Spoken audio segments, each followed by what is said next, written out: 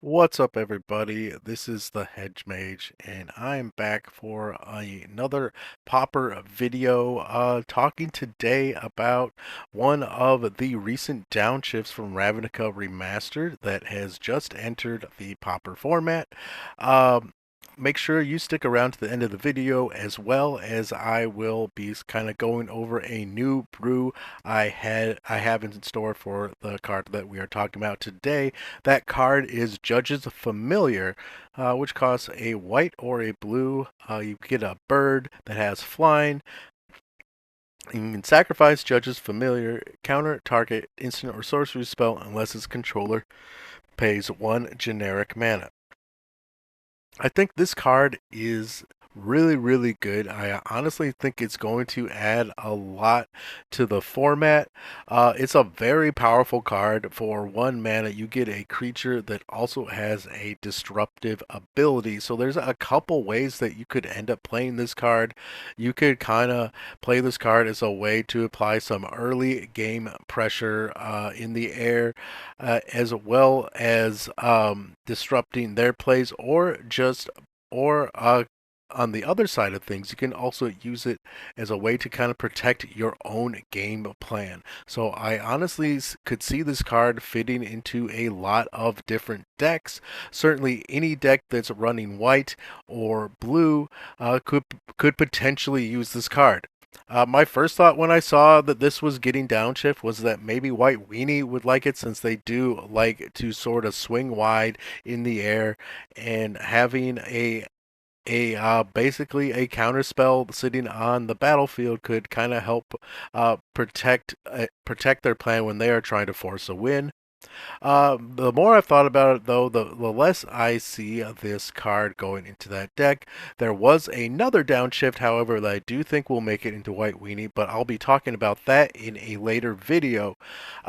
Other decks I could see running this is possibly Familiars, though I don't think it's maybe the best choice for that as well.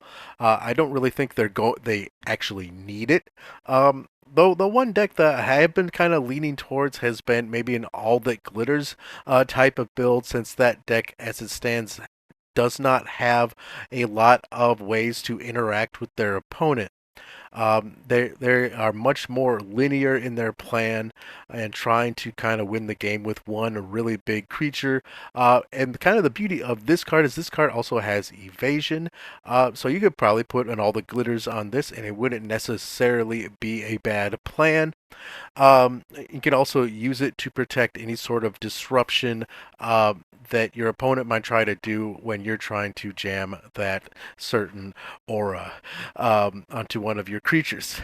So, and the kind of beauty of this card is, as soon as it comes down, is that your opponent are basically going to have to play around it either until they remove it, or you end up having to sacrifice it if they're really good at baiting you, for example. But I mean, this card can definitely hit a lot of things. The fact that it hits instants and sorceries means that it could potentially make combo players not go off as quickly as they would like. They might have to hold back a little bit and play around this card in order to try and force a win, because they're gonna always basically they'll always have to keep one mana open. And who knows, maybe you got another counter spell in your hand. So, but it's not. I don't think it's gonna kind of take the place necessarily as things like Force Spike or Mana Tithe, because it's not, as a counter spell. It's not as strong as those cards. But it is also a creature, so it definitely has a lot of merit there. Certainly, I think this card is really powerful. I don't know if it's going to make waves in the format, but it's definitely something that I think could see quite a lot of play.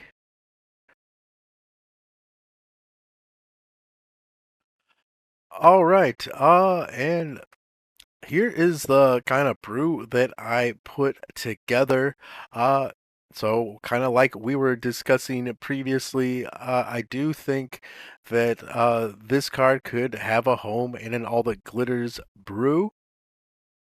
So one thing you are gonna notice about this deck is that have made some kind of crazy cuts. I'm not 100% sure they are.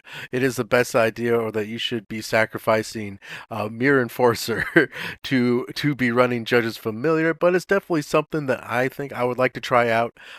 Basically, my plan here is I kind of want to go as hard as possible on cards that have evasion, just to try and get as much damage through as I possibly can. And that's the beautiful part about Judge's Familiar is that it has evasion. So here we're kind of thinking about having about 15 out of 23 creatures, all with some kind of evasive ability, either by them being unblockable, like like with Gingerbread, or them having flying. So let's kind of take a deeper look at the list. I got 4 Ornithopters, 4 Gingerbrutes, 4 Judges Familiars, 4 Thraben Inspectors, 4 Moon Circuit Hackers, and 3 Kenku Artificers. Also running 1 copy of Blacksmith's Skill, 4 copies of Metallic Rebuke, 3 of 1 Mind, 4 Thoughtcasts, 4 Spring Leaf Drums, and obviously 4 All That Glitters. And with the lands, we got 4 Ancient Dens, 3 Dark Steel Citadels, 2 Islands, 4 Razor Tide Bridges, and 4 Seat of the Synod. And then here in the sideboard, what we have is 3 Tormod's Crypts, 3 Blacksmith Skills, 3 Blue Elemental Blasts, 1 copy of Curfew, 1 Dispel, and 4 Dawnbringer Clerics. Yeah, so kind of with this list, what I want to try and do is trying to bring about as much interaction as we possibly can to sort of protect our game plan, which is why I got the 4 copies of Metallic Reboost and running 1 copy of Blacksmith Skill in the main board. Um, if we know we're going to be running against seeing more interaction, I would probably take out these 3 copies of 1 Mind and bring in 3 more Blacksmith Skills. If we're playing against red, that will probably be Blue Elemental Blast because they'll hit a lot more things. If you're going up against a combo deck, I'd probably bring in a Dispel. Dawnbringer Cleric is going to be pretty good against a lot of things. Um, and obviously we want some graveyard hate, so we got Tormod's Crypt, and Curfew can is also a card that can be really good against either a mirror matchup or against Boggles. Mirror matchup probably not as much. For that, you're probably gonna want your Dawnbringer Cleric to kind of remove their copies of All That Glitters. Um, but yeah, so this is basically the deck. We are definitely trying to go hard on evasion, and try and get as much damage through as possible. With and have a little mana fixing here with Spring Leaf Drum, and trying to have as much card draw as we can as well. That's why we have 3 of 1 Mind and 4 Thoughtcasts, and obviously the 4 Moon Circuit Hacker, which also kind of pumps up our numbers on All That Glitters. So one thing that I've always thought that this deck was kind of lacking has been interactive in any interaction. So usually when you play against a deck that has a lot of interaction, it can go very poorly for this deck, and can sometimes it can be really hard to recover from that. So I kind of want to mess around with doing that. It feels weird not to have Frogmite, not to have Mirror Enforcer. Those cards are very, very powerful, but I definitely want to try out a brew that kind of tries to get around my opponent's board. Since there has been times where it's like it doesn't matter how big the Mirror Enforcer has become, it just gets chump blocked, and then your opponent may find another way to win.